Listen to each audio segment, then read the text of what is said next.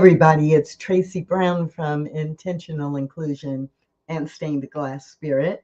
And I am so delighted to hang out with you and continue this series, The Secret Fears of LGBTQ plus champions, those folks who volunteer to staff your events, the people who speak up and sponsor events, the people who speak up and interrupt when inappropriate comments are being made about people or issues connected to the LGBTQ plus spectrum.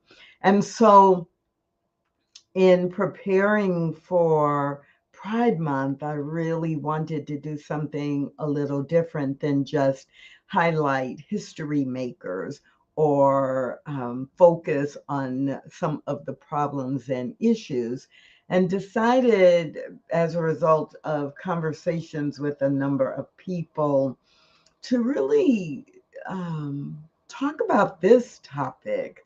Like sometimes people will say we don't have enough allies, or how do I get people to be an ally?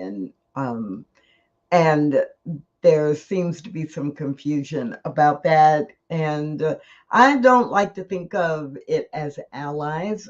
Some of you know that I rarely use the term ally, because I think that those of us who are doing the work are not doing it to be an ally to people who are negatively affected. We're doing it and we're motivated by wanting to be a champion for the kind of world we want to live in. So while I am humbled and I am grateful when people call me an ally or refer to me as an ally to the LGBTQ plus community, I personally lean into, I'm a champion for the LGBTQ plus community, because I'm a champion for there to be equality and respect for everyone in the world. But enough about that. Let's dive into the focus. So, part one focused on what contributes to the fear and the reluctance and the hesitancy that some people feel about becoming or becoming known as a champion for the LGBTQ plus community. And so if you missed that, please, just go to the playlist and check it out, because today we're going to focus on um, having and approaching people who are potential champions with more comfort, and really with more comfort, but also with more confidence. And so I'm going to be focusing on what are some things for you to keep in mind as you are developing your strategy for recruiting or for asking and inviting people to be champions for LGBTQ plus inclusion? So this is a true story, and I find it really interesting.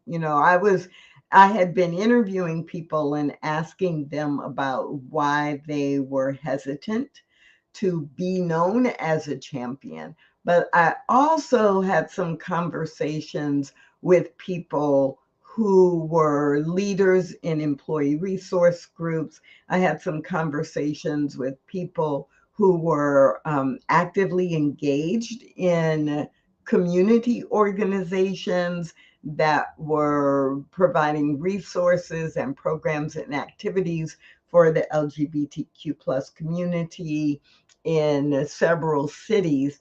And one of the questions that I found myself asking was in response to the feedback I was getting from so many people. I was hearing from so many people that they wanted to acquire more allies or champions. And they were feeling like we just can't get people to volunteer, or we do events, but nobody is signing up to help us like pull it off. And um, some people, a number of people said, what we need more people behind the scenes to work on all of the things that are required or necessary, or we need more people to market us, and so we need more visibility, and that's why we want to recruit allies, and that's why we need more champions. And the question I intuitively kept asking them was, to me, a really obvious question. Well, who have you asked? If these are the challenges that you're facing, who have you asked?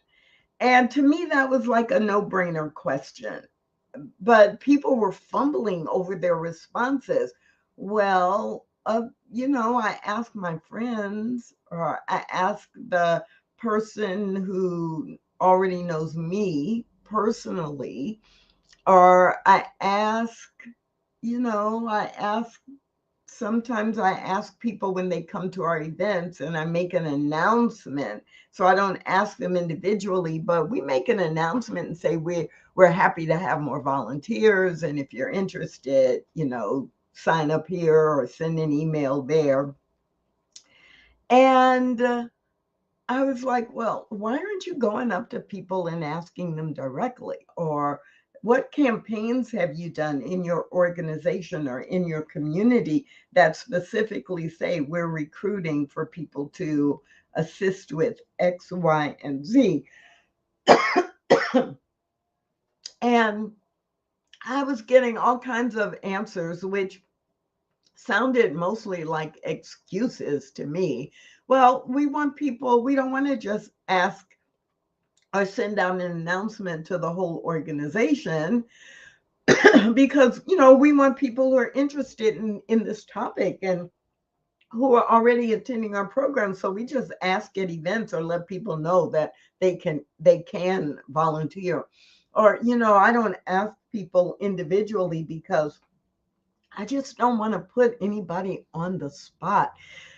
Like, what if they want to say no, but I don't want to embarrass them. And so I don't ask people, one-on-one, unless it's somebody I already know, right?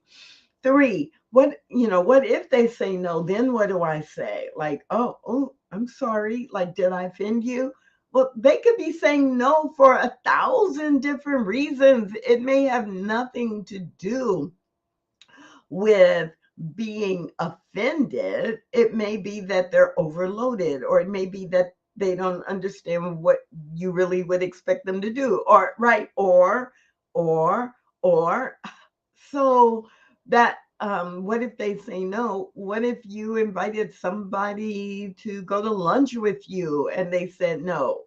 Right? Why does it have to be more? Why do you have more investment in being embarrassed or ashamed, or tongue tied if someone were to say no? Number four, well, if someone's interested in volunteering or in being involved with us, they'll sign up, right? They'll find us, or they'll sign up on their own. And then number five came up way more than I expected. Well, it's volunteer work, and that's asking a lot of people to volunteer their time. If we could pay them, I'd feel more confident about going out and asking them. And that was true both in the community and in organizations that have ERGs. All five of these came up over and over and over again. So I'm going to share with you some ideas for success, some ideas that you can keep in mind as you are thinking about what you might say to individuals as you approach them, or how you might plan to actually approach or nurture or develop relationships with groups of people or categories of people that could result in you increasing the number of champions for LGBTQ plus programming and issues in education.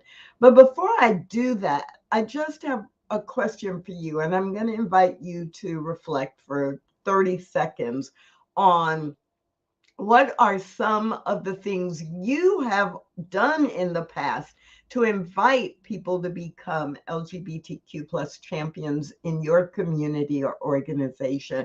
What are some of the things you have done in the past to encourage people to become champions in your community or in your organization? And I want you to be thinking about that because I'm curious how many of those things are very concrete and direct asks, and how many of those are programmatic or more subtle things, but you know they help you actually increase the ranks of your allies or champions. Hopefully, some of the things I mentioned you are already doing. And you will be able to say, oh, good, that's already on my list. But also, I'm hoping that some of the things I mentioned are not already on your list, and you can add them to the list that you just began. So, number one that you can do is to educate me as a potential ally or champion. Educate me about the role I can play or the impact I might have. Often, because you're already involved, you don't realize that I don't even really know why it makes a difference. I mean, I may care about being inclusive, but I don't know how volunteering or how being on a committee or helping with an event will really make a positive difference in our organization. And so you will be smart to give me some ideas of specific tasks or specific roles, and what's the impact if I get involved? What difference does it make? I may be thinking you already have a lot of volunteers and you don't need me. I mean, I attended 3 events and everything went so smoothly. I would never think that they needed me too. So educate me as you are inviting me, whether it's a one-on-one ask or whether it is a more formal process or marketing campaign. Educate me about the role I can play. Number 2, assign me a specific buddy. Assign me someone who I can attend with or partner with, or if I sign up to work on a seminar series that you're creating, that the two of us are doing it together. And this really addresses some of the fears and hesitancies that people have, because they're not sure if they're going to be, especially if they are cisgender or straight, they sometimes have concerns about, will I be the only one? And whether my buddy is a part of the LGBTQ plus spectrum or not, it's like, oh, well, this person and we're working on this together. Or I have someone I can lean into, or someone who knows me or is getting to know me. So I don't feel like as a champion, I am doing it all by myself. And if something comes up and I'm a little uncomfortable or a question gets asked and I don't know the answer, I have a built-in buddy system of someone who I'm used to working with and building a relationship with, and I can go to them or lean on them a little bit. So often what happens is we leave our allies and our champions, we assume because they raise their hand that they know exactly what to do. And often that's not the case, and they're feeling really uncomfortable or unsteady. Number three, introduce me to other champions and known allies. So whether I have a buddy or not, because these ideas for success are not like you must do all of them. So think about in your organization what will work. So introduce me to other champions and other people who are known as allies. So I might be in the LGBTQ plus spectrum. I may identify, but still, I may not want to be very visible in that role. But when you start introducing me to others who are champions and allies, then I begin to see more and more. There are all kinds of people who are stepping up to the plate, who are speaking up, who are standing up, and who are supporting your inclusion efforts. Related to this, but not the exact same, is encourage those who are champions and allies to publicly identify themselves. So I can think of a personal example where I was participating in a conference, and the affinity group for LGBTQ plus members had rainbow stickers that they were wearing and they were passing out. And I asked for one, and the person I asked at first was a little surprised because they knew that I was cisgender, and they didn't expect me to request a sticker. And it was like, no, I want to wear a sticker because I want people who are shy or part of the community but don't want to be out, that they know I'm someone they're safe to talk to or they're safe to be themselves around. And that was a really interesting thing because I was not at all concerned about whether people thought I was a lesbian or not, or bisexual or not, or transgender or not, or right. That never crossed my mind because I know who I am and I'm comfortable with who I am. And it began this whole conversation about how is it that I am willing to publicly identify myself as someone who is a champion for this group of people that some people say I'm not a part of. Well, I think I'm a part of every group of people, right? In under the umbrella of humanity in some way. We are all connected. And so encourage others and give opportunities to people who are already serving as champions, regardless of how they self-identify, so that they can speak up or they can be featured in your marketing, or they can be speakers at events, or they can do introductions. And when they're introducing themselves, to say, I am a champion for the LGBTQ plus members of our community. So I've got three more.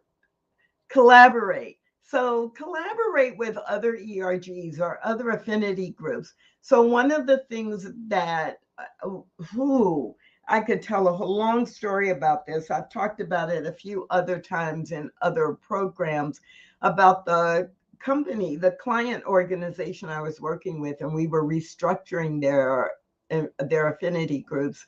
And one of the things I suggested they build in was that in the funding that the organization was willing to provide to support programs and activities, that they earmark a certain percentage of funding that could only be accessed if two or more ERGs collaborated on a community-based project. And that turned out to be so successful because the members of those two different affinity groups got to know each other because they were working on something in the community.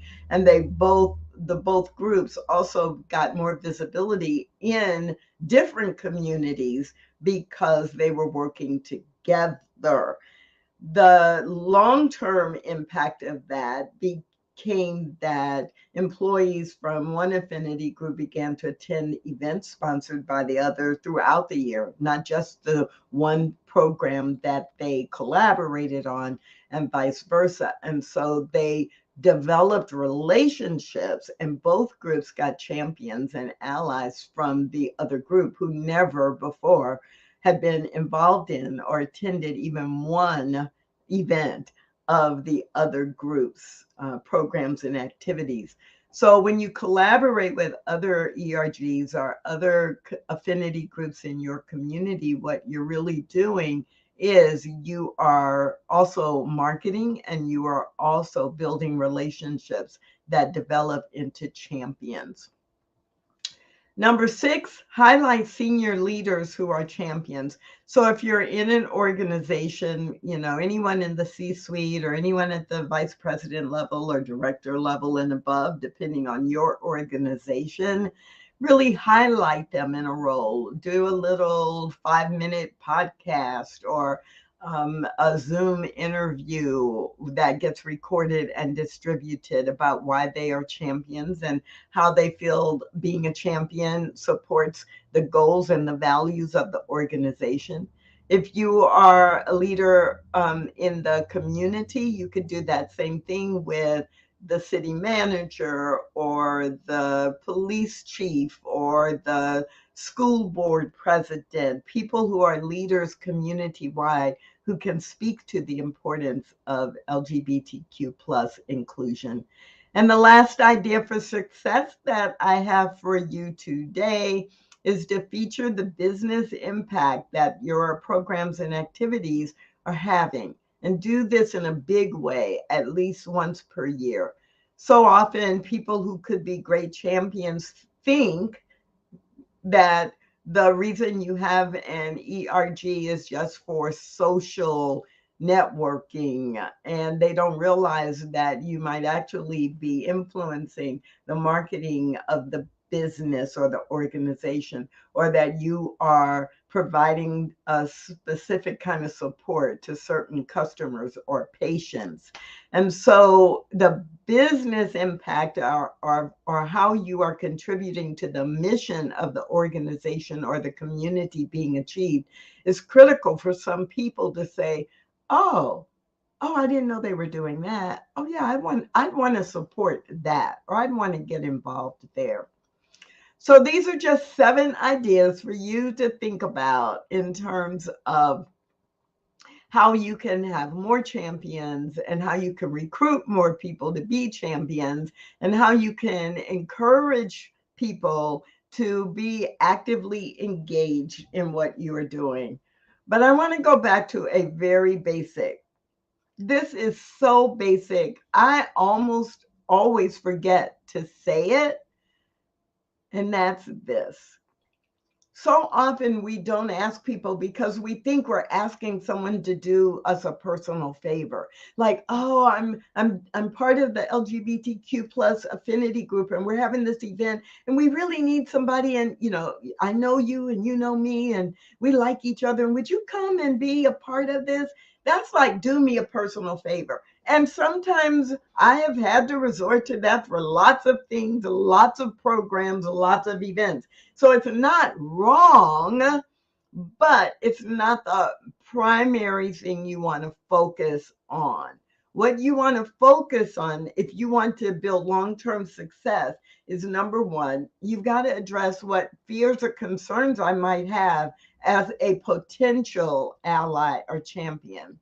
And you are going to feel more comfortable asking and inviting me and others if you are able to weave in what's the business outcome. How can you develop certain skills? If you are wanting to move up in the organization, come volunteer with us because you could be on the leadership team and develop leadership skills that then you can apply in your primary job. Or we're all a part of the same organization or the same community, and we value inclusion. Here are 3 ways that you can demonstrate that you value inclusion by working with us on this committee or this advisory group or this event. and the cultural impact. We are building an environment and a culture that represents inclusion. And here are two ways that you could do that by working with us. So when you are doing that, you get more comfortable because you're not just relying on them to like you or respond to you. You are making the ask in the context of the organization and in terms of mutual benefit. Mutual benefit. They're not just helping you, they are helping to grow the organization or demonstrate the values and the culture of the organization. So I'm hoping that these 7 ideas for success and a few other comments are helping you think through how you can increase your own comfort when approaching potential champions. This is number 2 of a 4-part series on the secret fears of LGBTQ champions. And you can look for the next episode next Wednesday, or you can look in the description for the link to the playlist where every week we will add an episode. And if you miss one, you can find it there. Week 3, our episode number 3, will focus on ideas for nurturing relationships with the existing champions and allies you already have. And in week 4, we'll focus on trust, transformation, and long-term success. This is the secret fears of LGBTQ plus champions. My name is Tracy Brown. You can find more information at achieving-inclusion.com, not only related to this series, but other seminars, webinars, and summits that we have done in the past. See you next time.